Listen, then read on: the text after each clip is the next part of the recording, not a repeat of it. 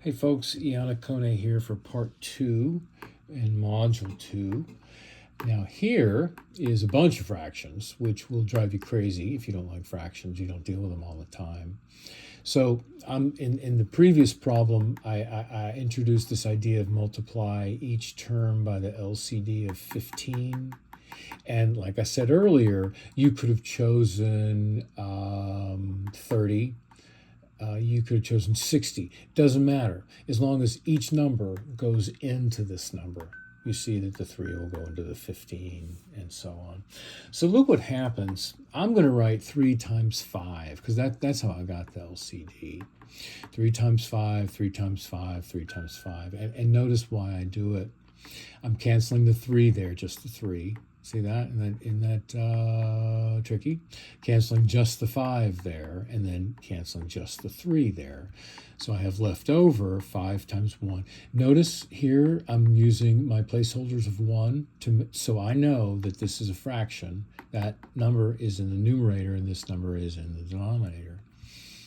So then we get 5, and then 3 times x, 3x, and then 5 times 7 is 35. So from here, you're probably okay solving this pretty quickly, and then getting, what do we get for the 10 is for the answer. And it looks like I checked it with, I turned this into a decimal, excuse me. I turned this into a decimal knowing that eventually, and well, I turned this one into a decimal, so they're going to be exactly the same. So nice. You're going to see that one on every single one. You'll see this one on the final, well, one just exactly like this. And don't worry, I'll set you up nicely for the final. So let's look at, well, more fractions. And hopefully this catches on. Multiply each term by the LCD. Now here it's x or 1x, and sometimes I'll use a placeholder in front of the x as a 1, just to remind people that there is a number in front of there. It's just 1, and it means 1x and x mean the same thing. So our LCD is x because x times 1 is x, and then x times 1 is still just x. So it's the same thing. We multiply by x, we multiply by x. Now look what happens. The x's cancel here, and it moves the x to the numerator here. Look at that, it's the negative 7x. And then it puts an x over here. And notice I did the same thing with my negative signs. I put it in parentheses with the negative 6, and I didn't here. So look at that, negative. See, so I didn't put the negative sign with the 7. I could have, but it all works out in the same with the negative 7x. But you just have to make sure and spy out those negative signs, because whoever wrote these tests are putting these negative signs here for a reason. They realize that that's the easiest mistake to make. That's the quickest mistake to make. So be careful. And then from here, you should be okay solving it with the 3x and, x equals 3. So here we have the ratio. This is really, are the fractions equal, or ratio. Ratio can be another term for fraction, but a ratio really means is the same as a rate, like speed. You see speed is a rate. These numbers just mean something here. When you have a fraction like 1/2, they don't really mean anything. But here, the 3 is 3 miles in 4 hours. That's your speed. So I used my calculator, 3 divided by 4 and 8 divided by 6. Nope, they're not equal. Use your calculator. Always use your calculator. Now here, on 30, I'm going to show you all of this without the word cross-canceling, because to me that word is one of the words that gets confused super easy, and even cross-multiplying. So I'm going to show you the steps. You can not show the steps later if you really understand this cross-multiplying, but Hopefully you're familiar with x over 4 means multiply by 4, and we'll cancel that. Notice I have the 1 as a placeholder. Well, if I did that to the left side, I have to do that to the right side. Well, then this problem solves really quickly. 9 times 4 divided by 3. So this cross multiply is the 4 times 9. And you see that's 9 times 4. So many times when you had math last year, teacher would just draw an arrow to that. And like that's supposed to tell you what they're doing. That's why I like to show all the steps. And then I checked it. Look, I checked it with dividing it, because you can. Use your calculator, use your calculator, use your calculator. All right, here the frowny face is because the variable's in the denominator, and math teacher did that because they know that's a pretty common mistake. Well, if we stay in line with the other problems, whatever we have on the bottom, if we want to cancel it, multiply by whatever's on the bottom. And look what will happen, because we're multiplying by x here, it cancels it, and we just get the 2. But when we do the 4 time, we get the 4x.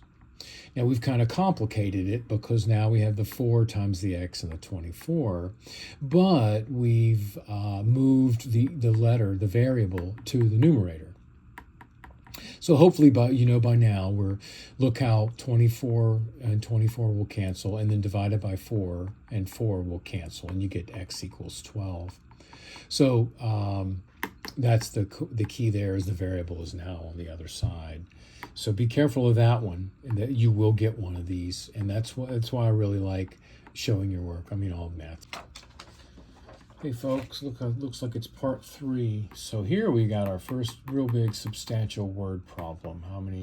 Car uses 17 gallons to go 570 miles. How many gallons are needed to go 860 miles? And they have rounding. So let's tackle this. I want to show you on another sheet of paper though, because I shared with you the flowchart for solving problems, and this one I used it. So let's look at it. In the problem, we get let me turn the screen off. That might make it better. Yeah, there we go. Give you a little bit of light.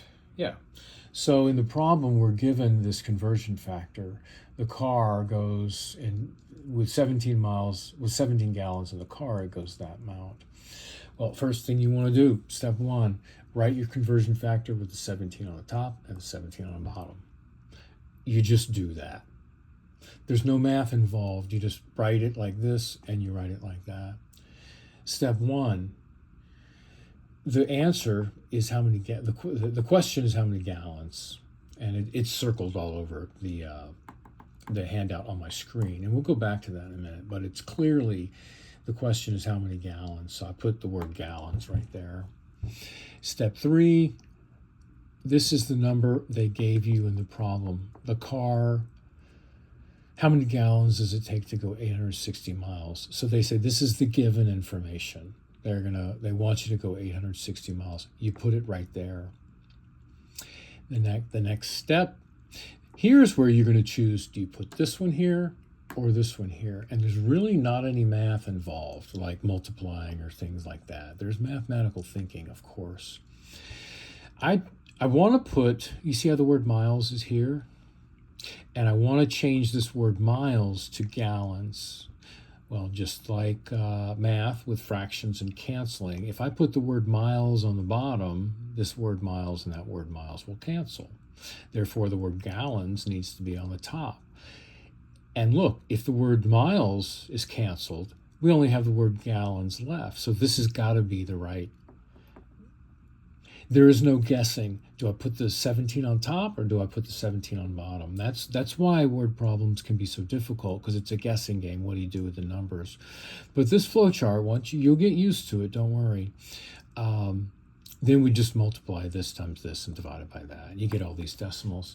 Well, let's look to see how we handle those decimals. Now, I hope your quizzes, the first word problem will be exactly like this. The same wording, different numbers, and they're asking for something extremely similar. That's a very good thing because everything is set up in the exact same structure. So you start to start learning the structure. So when you get to harder tests, you've already learned this format. So that's really what you're doing. And it sets you up really, really well for chemistry, of course. So this is, I did the exact same math, but I did it in a rate. And the flow chart is much easier, I think. But you can read all this and see, and it's the exact same math. But here is you see we got the answer with all the decimals. Here's where the rounding, and you will be responsible for rounding. Not very often in this class, but in chemistry a whole lot. So the problem says round it to 1 decimal place. I put an arrow there, and I put an arrow, use this place to round up or leave. So you round the 6 up, or you leave the 6 alone. And because it is a 4, you leave the 6 alone, and then that's the answer. So, like I said, you don't do a whole lot of rounding in math, but we want to get you used to it for chemistry. And if these arrows help, then put them and show when you're showing your work. Put the arrows so you won't get confused. Do anything it takes to get it right. So here's another word problem. Fuel pump delivers 35 milliliters of fuel in 630 strokes. So, first thing you might be saying is, what the heck does that mean, a stroke? And it's really unfortunate. They're going to, every now and then in every single math class I've ever taught, they put word problems where you have no idea what that is. So a fuel pump, if you don't know what that is, it pumps fuel into your engine. So you could look at this as like a bicycle pedal. So 630 pedals, it's power, that type of stuff. So they want to know how many strokes or how many pedals or how much power are needed to pump 50 milliliters of fuel. So just like the last problem, I'm going to solve this one.